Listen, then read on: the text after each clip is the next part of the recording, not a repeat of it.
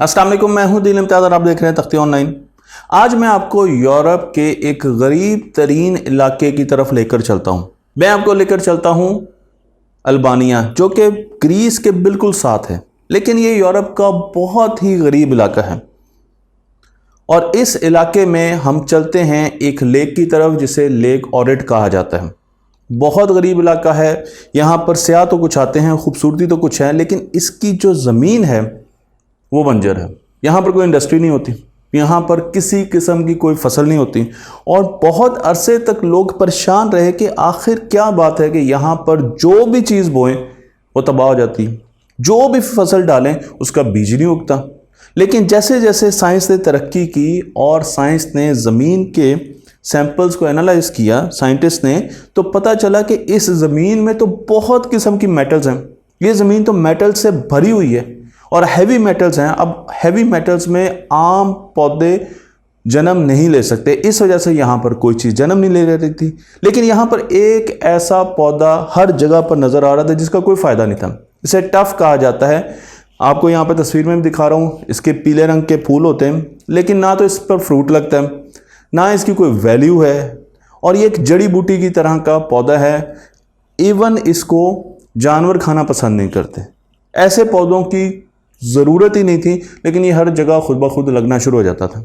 लेकिन फिर आहिस्ता आहिस्ता जब इंसान ने साइंस में तरक्की की तो इंसान को पता चला, उसने जब इस पौधे को एनालाइज किया तो पता चला कि इसमें 25 से 20% निकल है। मैं आपको यहाँ पर अलाइजम मुराले दिखा रहा हूँ, इस पौधे का टेक्निकल नेम है। और इसको जिस जगह पर लगाया जाता है वहाँ पर अगर निकल हो तो ये फिर भी, वहाँ पर अगर हैवी मेटल्स हो फिर भी ये ग्रो कर जाता है। ये इतनी हैरानी की बात थी कि बहुत से अल्बेनियन और फ्रेंच साइंटिस्ट इस जगह पर इकट्ठे हो गए और इन्होंने इस पौधे को कल्टीवेट करना शुरू कर दिया, इस पर रिसर्च करना शुरू कर दी। जब इस पौधे को कल्टीवेट किया जा रहा था तो ये पौधा आहिस्ता आहिस्ता ज़्यादा तादाद में बढ़ना शुरू हो गया और बहुत तेज़ी से बढ़ा। अब इस पौधे पर रिसर्च की गई तो जब इसको देखा गया, एक्सरेज में देखा गया, तो हमें यहाँ पर निकल नज़र आना शुरू हो गया। कोबाल्ट और निकल दोनों के ज़खायर वाफर तौर पर इस पौधे में मौजूद थे। तो 100 केजी का निकल अगर आपने इसे हासिल करना है तो इस पौधे को 1 हेक्टेयर पर लगाएं।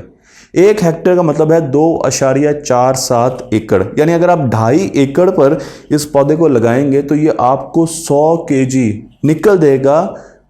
कंडीशन ये है कि उस ज़मीन में निकल मौजूद होना चाहिए, और अगर इस ज़मीन में बहुत कम न्यूट्रिएंट्स भी मौजूद हैं, पानी भी कम है, तो फिर भी ये आपको पूरी यील्ड देगा। इसे टेस्ट करने के लिए मुख्तलिफ़ किस्म के साइंटिफिक आलात बनाए गए, डिटेक्टर्स बनाए गए। यहाँ पर मैं आपको हैंड हेल्ड एक्सरे डिवाइस दिखा रहा हूँ। इस एक्सरे डिवाइस के अंदर इस पौधे के पत्ते को डालते हैं और फिर उसे जज करते हैं, और हमें पता चलता है कि इसमें निकल की कितनी मिकदार है, क्या ये सही तरीके से बड़ा हो रहा है या इसमें किसी किस्म की कमी है। करंटली इस वक्त तक हम तकरीबन 721 ऐसी स्पीशीज़ जान चुके हैं जो कि हाइपर एक्यूमुलेटर हैं। इसका मतलब यह है कि वो धातुओं को अपने अंदर ज़ख़ीरा कर लेती हैं। वो पौधे जो धातुओं को अपने अंदर ज़ख़ीरा कर लेते हैं उन्हें हाइपर एक्यूमुलेटर कहा जाता है। हर किस्म की धातु को ज़ख़ीरा किया जा सकता है।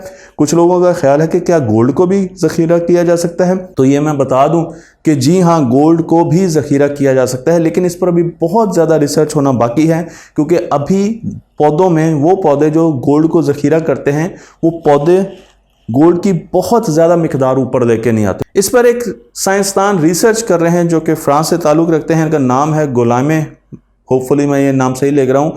एग्रो माइनिंग पर ये काम करें। इनकी किताब फार्मिंग फॉर मेटल्स भी लिखी गई है, और इस किताब में बताया गया है कि किस तरीके से हम ऐसी फसलें लगा सकते हैं जो कि ज़मीन से मेटल्स को फार्म कर सकती हैं। निकल की एक्सट्रैक्शन पे इन्होंने भी बहुत ज़्यादा काम किया, और इन्होंने जब पौधे कल्टीवेट हो जाते थे, जो जड़ी बूटियाँ मैं आपको यहाँ पर दिखा रहा था कल्टीवेट हो जाती थी, बढ़ जाती थी, तो उनको काटा जाता था, और उनको काट के फिर उनको 2 से 3 दिन तक सुखाया जाता था उसी जगह पर। फिर उन्हें फ्रांस की एक लैब में मुंतकिल किया जाता था, उन्हें वहाँ पर क्रश किया जाता था ताकि उनसे निकल हासिल किया जा सके, और जो क्रश किया हुआ बाकी पौधा बच जाता था उसे जलाकर उस लैब की बिजली बनाई जाती थी। मैं आपको लेकर चलता हूँ नैन्सी यूनिवर्सिटी फ्रांस में, जहाँ पर फाइटोमाइनिंग एक ऐसा शोबा है जिसमें पौधों के ज़रिए मादनियात को हासिल किया जाता है, कल्टीवेट किया जाता है, वो सेंटर मौजूद है। और यहाँ पर 5, अगर आप एक फसल को जलाते हैं और उसमें 5 किलोग्राम अगर आपको ऐश मिलती है, राख मिलती है, तो उसमें से 1 किलोग्राम निकल होता है। 5 किलोग्राम राख और 1 किलोग्राम निकल, उसमें कैल्शियम भी होता है, पोटाशियम भी होता है, मैग्नीशियम भी होता है और निकल तो होता ही है। जब निकल को हम अलग कर देते हैं तो अब उसके बाद हमने उसे एक्सट्रैक्ट करना है और उसके लिए हमें केमिस्ट की ज़रूरत पड़ती है। यहाँ पर आपके पास एक ऐसी लैब है जो कि इस निकल को रिफाइन करती है, क्योंकि निकल एंटी करोजन है और मुख्तलिफ़ किस्म की मैन्युफैक्चरिंग्स में इस्तेमाल हो रहा होता है, इसलिए यहाँ पर हम एसिड के ज़रिए और पानी के ज़रिए मुख्तलिफ रिएक्शन करके निकल को हासिल करते हैं, जो कि आपको यहाँ पर ग्रीन कलर का नज़र आ रहा है। और उसके बाद उसे पाउडर फॉर्म दी जाती है। अगर आप निकल की प्योर फॉर्म देखें तो आपको हमेशा ग्रीन कलर का पाउडर ही नज़र आएगा। मैं आपको ये भी बता दूं कि सिर्फ निकल को ही हम इस तरीके से नहीं निकालते, प्लेटिनम जो कि बहुत एक कीमती धात है, प्लेटिनम बहुत कीमती धात है, उसे भी निकाला जा सकता है। और मज़े की बात यह है कि अगर आप माइनिंग कर रहे हैं और प्लेटिनम निकाल रहे हैं, और अगर आप पौधे लगा रहे हैं और प्लेटिनम काश्त कर रहे हैं, तो 100 गुना ज़्यादा प्लेटिनम आप काश्त करके पौधों को निकाल सकते हैं, इस्तेमाल कर सकते हैं, ले सकते हैं, बनिस्बत इसके कि आप उसकी माइनिंग करें। क्योंकि पौधों का फ़ायदा यह है कि पौधे एक तो ऑक्सीजन प्रोड्यूस करते हैं, कार्बन डाइऑक्साइड को अपने अंदर लेके जाते हैं, लेकिन उसके साथ जब आप और लगाते हैं तो और के साथ उसकी जो प्रोसेसिंग होती है उसमें ग्रीन हाउस गैसेस बनती हैं। ज़मीन ऐसा ऐसा ज़्यादा गर्म हो रही होती है, लेकिन अगर आप पौधे लगाना शुरू कर देंगे तो फिर तो ज़मीन की ग्रीन हाउसेस कम होंगी, क्योंकि CO2 तो पौधे हासिल कर रहे हैं। इसलिए ये बिल्कुल अलग टेक्नोलॉजी है। जो टेक्नोलॉजी हम ओरिंग के लिए, माइनिंग के लिए हम इस्तेमाल करते रहें, वो बिल्कुल डिफरेंट टेक्नोलॉजी है। और जिस टेक्नोलॉजी के बारे में, फाइटो माइनिंग के बारे में मैं आपको बता रहा हूँ, ये बिल्कुल डिफरेंट टेक्नोलॉजी है। लेकिन अब सवाल ये है कि क्या इस टेक्नोलॉजी का इस्तेमाल हम पाकिस्तान में कर सकते हैं? क्या अगर रिकोडिक में सोना मौजूद है तो वहाँ पर ऐसे पौधे लगाए जा सकते हैं जो कि सोने को माइन कर सकें, काश्त कर सकें? सवाल यह है कि क्या हमारी किसी यूनिवर्सिटी को ऐसी रिसर्च नहीं करनी चाहिए, क्योंकि हमारे मुल्क में बहुत सी ऐसी मादनियात हैं जो कि हम बाहर निकालना चाहते हैं।